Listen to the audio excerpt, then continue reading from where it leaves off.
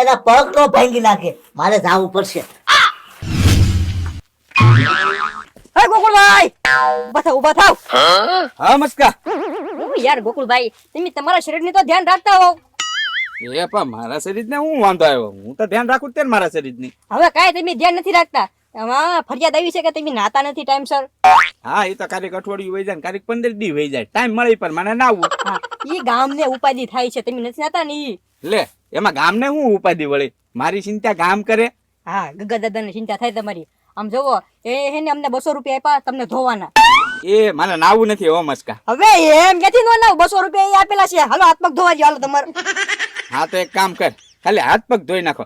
નાવું નથી હો મારે. ના ના ગોકુળભાઈ, નાવું તો પડશે જ તેને. ગગા દાદાએ કીધું ને એટલે લોઢામાં લીટો. બાકી તમારે નાવું તો પડશે જ તે.